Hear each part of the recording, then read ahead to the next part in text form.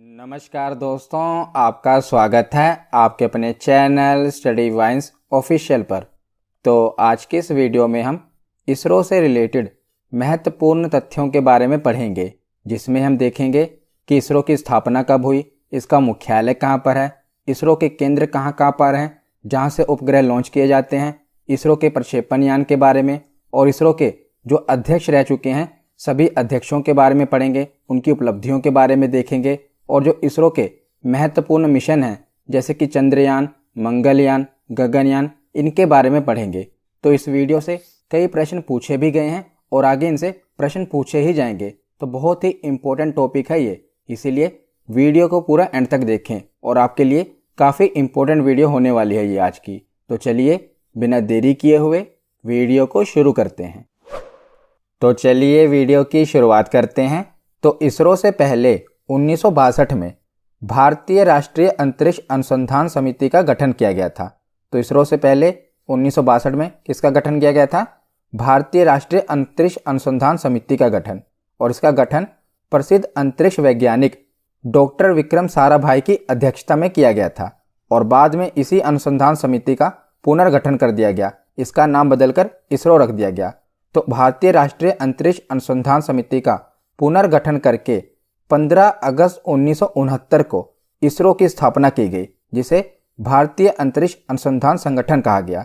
तो पहले इसे भारतीय राष्ट्रीय अंतरिक्ष अनुसंधान समिति का गठन किया गया था 1962 में, बाद में इसका पुनर्गठन कर दिया गया। तो जब आपसे पूछा जाएगा कि इसरो की स्थापना कब की गई, तो आप बताएंगे 15 अगस्त 1969 को, क्योंकि पहले इसरो नहीं था, पहले जो था वो अंतरिक्ष अनुसंधान समिति थी, उसी का नाम बदलकर, भले ही उसका नाम बदलकर इसरो कर दिया गया हो, पर आपसे अगर स्थापना पूछी जाए तो वो है 15 अगस्त 1969।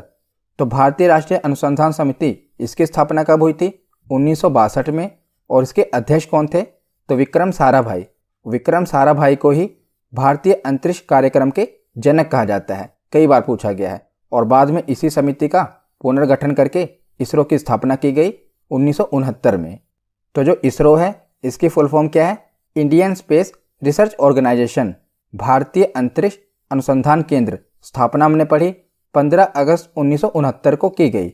इसका हेडक्वार्टर कहाँ पर है? तो इसरो का मुख्यालय है बेंगलोर में। और इसके प्रथम अध्यक्ष कौन थे? तो प्रथम अध्यक्ष थे विक्रम साराभाई। और वर्तमान में इसरो के अध्यक्ष कौन है? इनका नाम आपको याद होना चाहिए, तो अभी नए बने हैं, एस सोमनाथ, याद रखिएगा।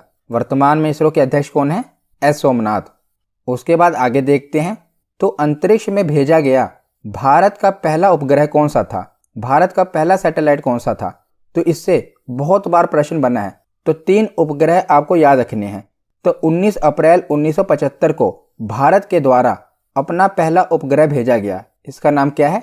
आर्यभट्ट, याद रखिएगा। आपसे ये पूछा जाएगा कि अंतरिक्ष में भेजा गया भारत का पहला उपग्रह कौन सा है?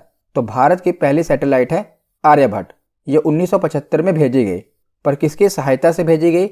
तो सोवियत संघ के प्रक्षेपण यान यानी कि रॉकेट, जो सैटेलाइट है ना, वो सोवियत संघ के रॉकेट के द्वारा भेजा गया। पर जो दूसरी सैटेलाइट है रोहिणी उपग्रह, ये भारत निर्मित प्रक्षेपण यान से भेजी गई। तो ये भी इंपॉर्टेंट है, ये 1980 में भेजी गई। तो जो रोहिणी उपग्रह है ये भारत निर्मित प्रक्षेपण यान से भेजा गया। और जो आर्यभट्ट है ये भारत की पहली सैटेलाइट तो है, पर जो प्रक्षेपण यान है, जो रॉकेट है, ये सोवियत संघ का था।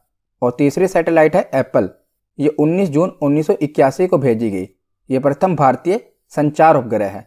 तो 3 प्रकार की सैटेलाइट हमने पढ़ी। 1975 में भारत की पहली सैटेलाइट भेजी गई, उसका नाम है आर्यभट्ट। पर जो इसका रॉकेट है, प्रक्षेपण यान है, यह सोवियत संघ का था, तो सोवियत संघ की सहायता से हमने इसे अंतरिक्ष में भेजा। पर जो दूसरा सैटेलाइट है ये भारत की ही है, और जो रॉकेट है, प्रक्षेपण यान है, वो भी भारत में ही निर्मित है। तो 1980 में वो है रोहिणी उपग्रह।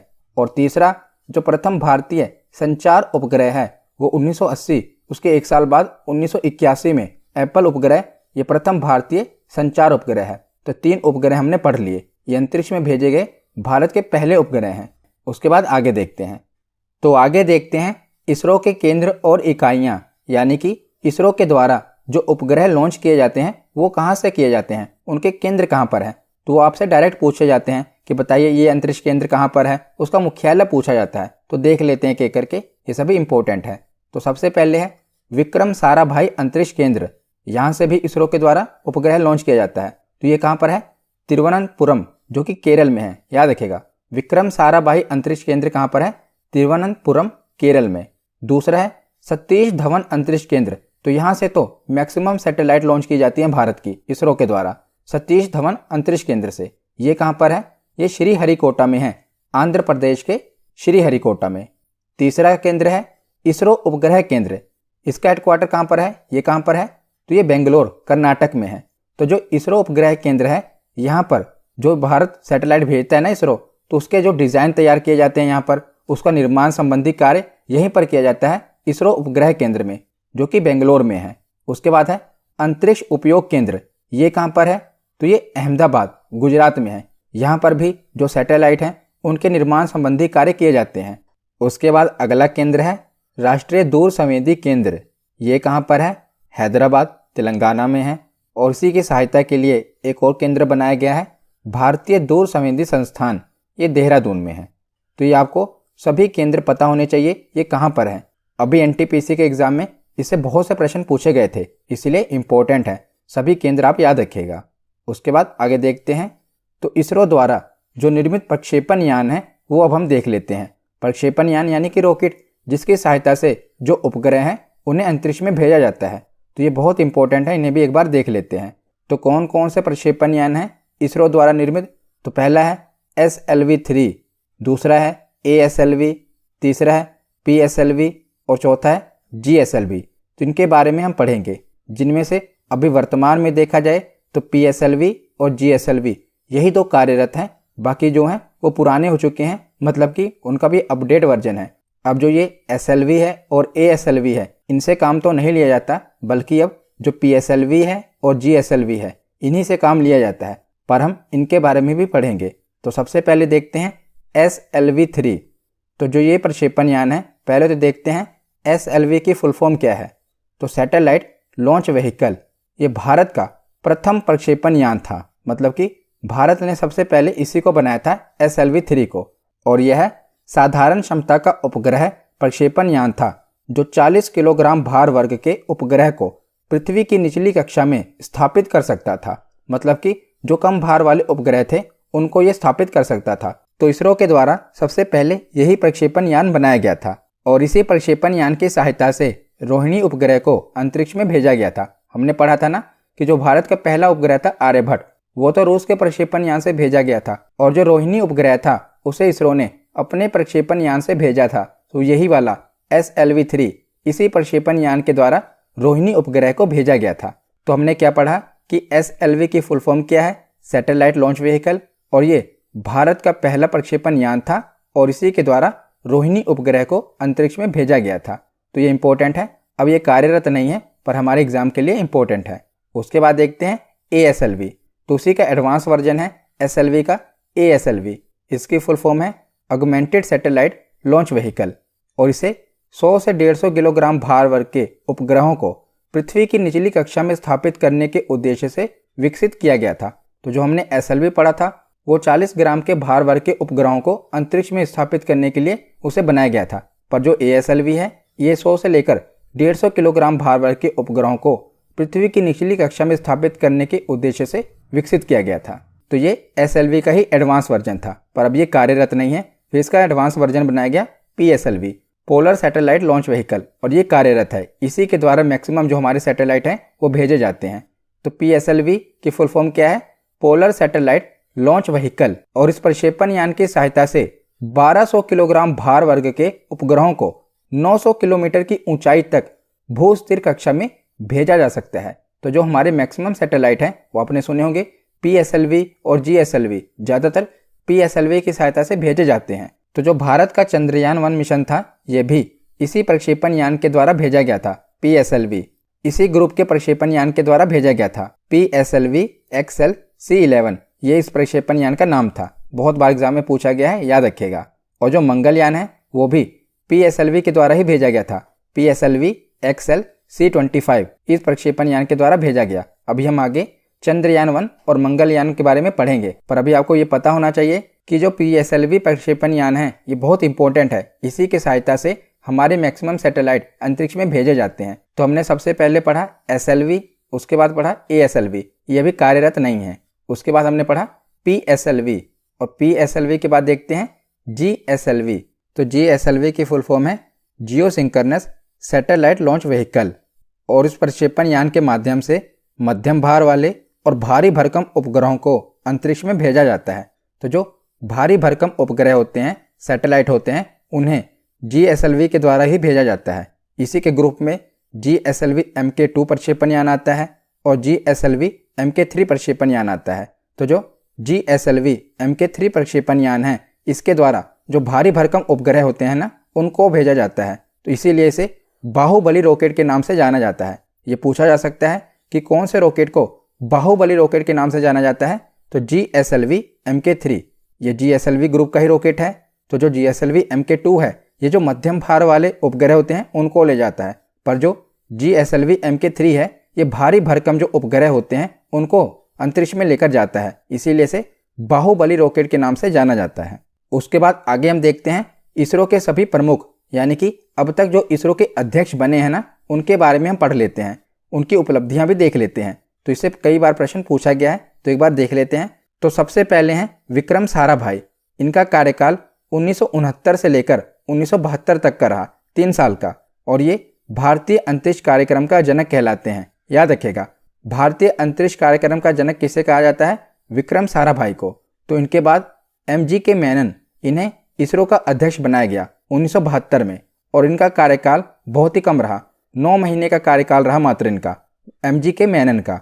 और इसके बाद सतीश धवन को इसरो का अध्यक्ष बनाया गया, और इनका लंबा कार्यकाल रहा, 1972 से लेकर 1984 तक इनका कार्यकाल रहा। और इन्हीं के कार्यकाल में इनसेट प्रोग्राम शुरू किया गया। तो इनसेट यानी कि इंडियन नेशनल सैटेलाइट, तो सतीश धवन के कार्यकाल के दौरान ही इनसेट कार्यक्रम की शुरुआत की गई, जो एक प्रकार का सैटेलाइट सिस्टम है, जिससे इसरो द्वारा सैटेलाइट से मौसम का अनुमान, दूरसंचार और बॉर्डर पर हो रही हलचल। उसके बाद अगले अध्यक्ष बने UR राव, 1984 से लेकर 1994 तक 10 सालों तक ये अध्यक्ष बने, और इन्हीं की अध्यक्षता में GSLV और PSLV, जो भी हमने पीछे प्रक्षेपण यान पढ़े थे ना, उनका विकास किया गया। इन्हीं की अध्यक्षता में, UR राव की अध्यक्षता में किया गया। GSLV और PSLV प्रक्षेपण यान का विकास इन्हीं की अध्यक्षता में किया गया। उसके बाद अगले अध्यक्ष बने K कस्तूरीरंगन। ये 1994 से लेकर 2003 तक इसरो के प्रमुख बने रहे, और इन्हीं की अध्यक्षता में IRS सैटेलाइट का विकास किया गया। IRS यानी कि इंडियन रिमोट सेंसिंग सैटेलाइट, इनका विकास किया गया। उसके बाद अगले अध्यक्ष बने G माधवन नायर। ये 2003 से लेकर 2009 तक इसरो के अध्यक्ष बने रहे, और इनके कार्यकाल में बहुत ही महत्वपूर्ण मिशन लॉन्च किया गया, चंद्रयान-1। तो जो चंद्रयान-1 मिशन था, ये किनके कार्यकाल के दौरान लॉन्च किया गया? G माधवन नायर के कार्यकाल के दौरान। इंपॉर्टेंट है, याद रखिएगा। उसके बाद अगला कार्यकाल है K राधाकृष्णन का। ये 2009 से लेकर 2014 तक इसरो के प्रमुख बने रहे, और इनके कार्यकाल के दौरान IRNSS यानी कि Indian regional navigation satellite system, navigation यानी कि जो लोकेशन वगैरह बताती है, IRNSS, और दूसरा मंगलयान, ये बहुत महत्वपूर्ण है। तो जो मंगलयान मिशन है, ये K राधाकृष्णन के कार्यकाल के दौरान लॉन्च किया गया। इंपॉर्टेंट है। चंद्रयान-1 हमने पढ़ा, वो G माधवन नायर के दौरान किया गया था, और जो मंगलयान है, ये K राधाकृष्णन के कार्यकाल के दौरान इसे सफल बनाया गया, मंगलयान को। उसके बाद अगले अध्यक्ष हैं शैलेश नायक। ये बहुत इंपॉर्टेंट है। क्यों?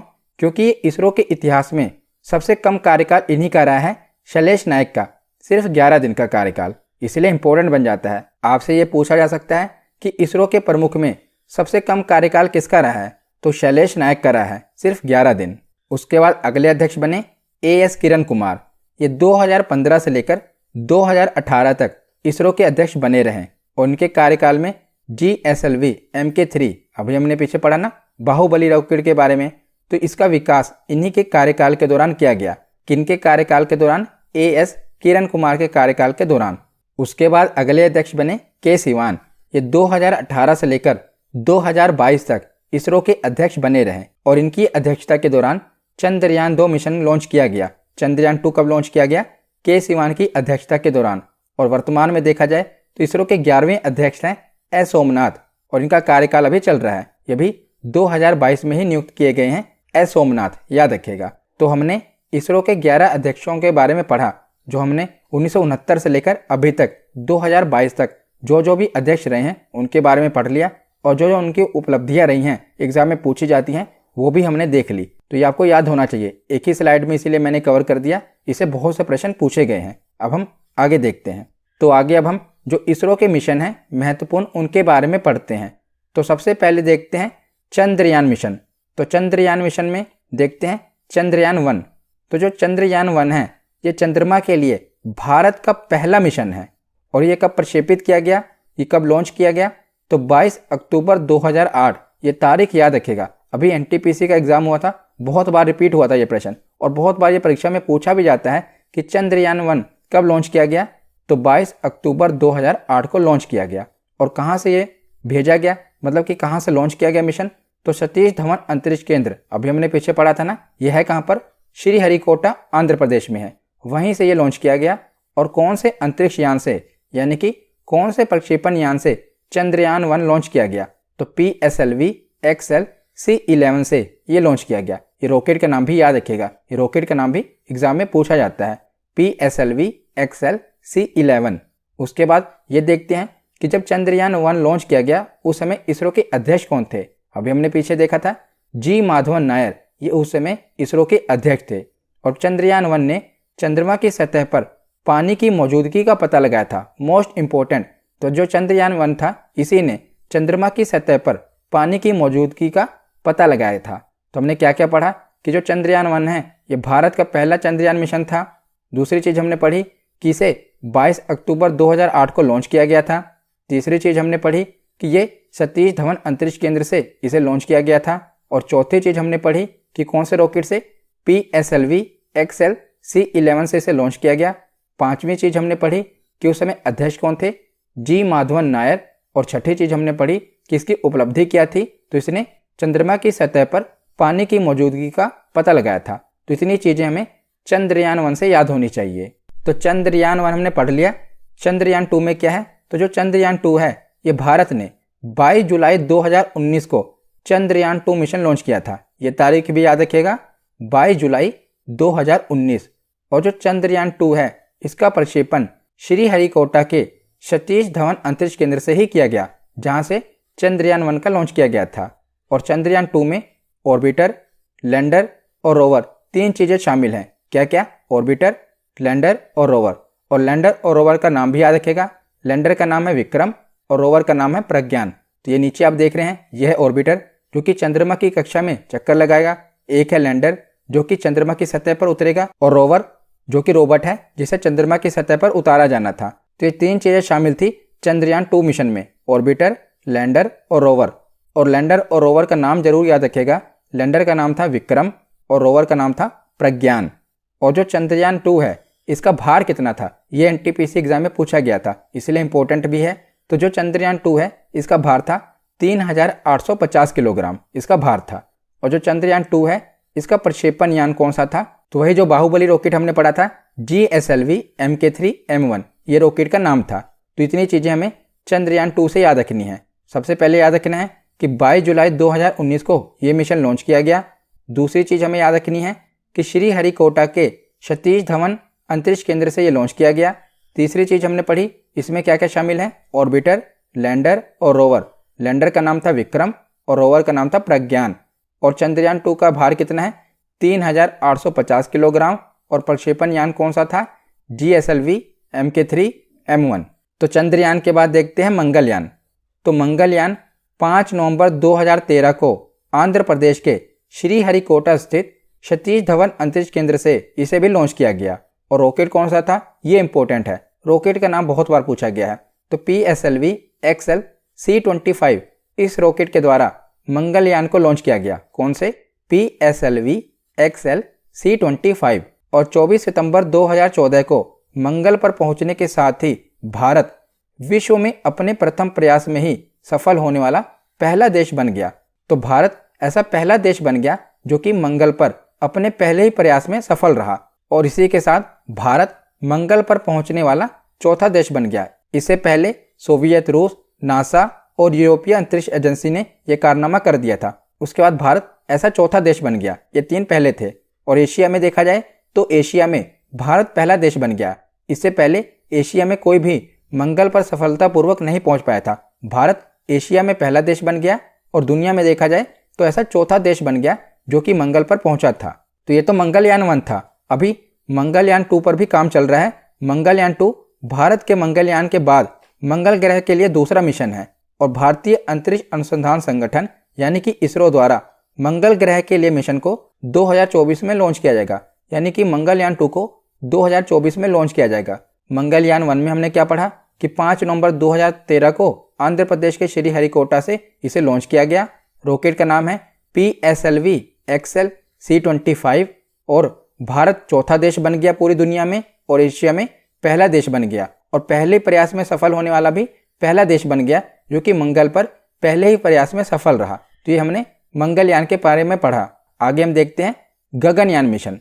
तो जो गगनयान है ये भारत का पहला मानव युक्त मिशन है और इस मिशन के तहत 3 अंतरिक्ष अभियानों को कक्षा में भेजा जाएगा।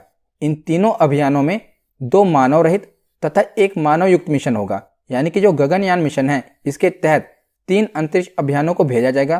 पहले जो 2 अभियान होंगे वो मानव रहित होंगे, उसमें मानव नहीं जाएगा। पर जो तीसरा अभियान होगा वो मानव युक्त मिशन होगा जिसमें 3 एस्ट्रोनॉट भेजे जाएंगे। तो जो अंतरिक्ष यान होगा वो कौन सा होगा? GSLV MK3, वही जो हमने पढ़ा बाहुबली रॉकेट GSLV MK3 द्वारा ये जो गगनयान मिशन है इसे सफल बनाया जाएगा। और भेजे जाने वाले व्यक्तियों की संख्या कितनी होगी? तो 3 एस्ट्रोनॉट भेजे जाएंगे और इस मिशन में पहले व्योमित्र नामक रोबोट को भेजा जाएगा। तो हमने देखा ना कि इस मिशन के तहत पहले 3 अंतरिक्ष अभियान भेजे जाएंगे जिसमें से 2 मानव रहित होंगे। तो जो 2 मानव रहित होंगे वो टेस्टिंग के लिए भेजा जाएगा। उसमें एक रोबोट भेजा जाएगा जिसका नाम होगा व्योमित्र। पहले जानवर भेजे जाते थे ना, पर इसरो इस बार क्या करेगा? रोबोट को भेजेगा। उसी से जो टेस्टिंग की जाएगी उसी रोबोट पर की जाएगी। उसका नाम है व्योमित्र। ये इंपॉर्टेंट है, रोबोट का नाम याद रखिएगा, व्योमित्र। और केंद्रीय परमाणु ऊर्जा और अंतरिक्ष मंत्री ने यह जानकारी साझा की है कि जो मानव युक्त मिशन है वो 2023 तक लॉन्च कर दिया जाएगा। पहले इसकी तारीख थी 2022, पर कोविड के कारण बहुत डिले हो गया। इसीलिए केंद्रीय परमाणु ऊर्जा और अंतरिक्ष मंत्री ने कहा है कि 2023 तक जो मानव युक्त मिशन है उसे लॉन्च कर दिया जाएगा। तो यह है गगनयान मिशन। उसके बाद देखते हैं आदित्य L1 मिशन। तो ये सूर्य का अध्ययन करने वाला भारत का पहला वैज्ञानिक अभियान है। इसका नाम है आदित्य L1 मिशन। तो भारत सूर्य का अध्ययन करने के लिए अपना पहला सौर मिशन आदित्य L1 साल 2022 के अक्टूबर-नवंबर महीने में इसके लॉन्च होने की संभावना है। कब तक? अक्टूबर और नवंबर महीने तक। और जो आदित्य L1 मिशन है ये पृथ्वी से 15 लाख किलोमीटर दूर लैंगेरियन पॉइंट 1 के चारों ओर प्रभामंडल की कक्षा में प्रवेश कराया जाएगा ताकि बिना किसी बाधा या ग्रहण के निरंतर सूर्य का प्रक्षेपण किया जा सके। तो आपसे यही पूछा जाएगा कि भारत का सूर्य का अध्ययन करने के लिए कौन सा मिशन है? आदित्य L1 मिशन है, याद रखेगा। और सूर्य के ऊपर मैंने डिटेल में वीडियो बनाई हुई है, आप वर्ल्ड ज्योग्राफी की प्लेलिस्ट में जाकर उस वीडियो को देख सकते हैं। तो भारत का सूर्य को अध्ययन करने के लिए कौन सा मिशन है? आदित्य L1 मिशन है। उसके बाद आखिरी मिशन देखते हैं। तो ये नासा और इसरो का एक संयुक्त मिशन है। इसका नाम है निसार। और ये किस वर्ष लॉन्च किया जाएगा? तो अगले वर्ष 2023 में लॉन्च किया जाएगा। ये नासा और इसरो का एक संयुक्त मिशन है। तो निसार की फुल फॉर्म है NASA ISRO synthetic aperture radar. तो ये दोनों का संयुक्त मिशन है। निसार में जो NI है ये तो नासा और इसरो है, तो जो सार है इसकी फुल फॉर्म है सिंथेटिक अपर्चर रडार, जिसका उपयोग नासा द्वारा पृथ्वी की सतह पर होने वाले परिवर्तनों को मापने के लिए किया जाएगा। तो जो ये सैटेलाइट है, ये जो मिशन है, इसका लक्ष्य क्या है? तो पृथ्वी की सतह पर होने वाले सूक्ष्म परिवर्तनों की निगरानी करना, संभावित ज्वालामुखी विस्फोटक के बारे में चेतावनी देना, भूजल आपूर्ति की निगरानी में मदद करना और बर्फ की चादरों के पिघलने की दर की निगरानी करना। तो ये इस मिशन का लक्ष्य है। तो आपसे ये पूछा जा सकता है कि नासा और इसरो का संयुक्त मिशन कौन सा है? तो इसका नाम है निसार और ये वर्ष 2023 में लॉन्च किया जाएगा। तो आज की ये वीडियो यहीं पर खत्म होती है। कैसी लगी ये वीडियो कमेंट सेक्शन में जरूर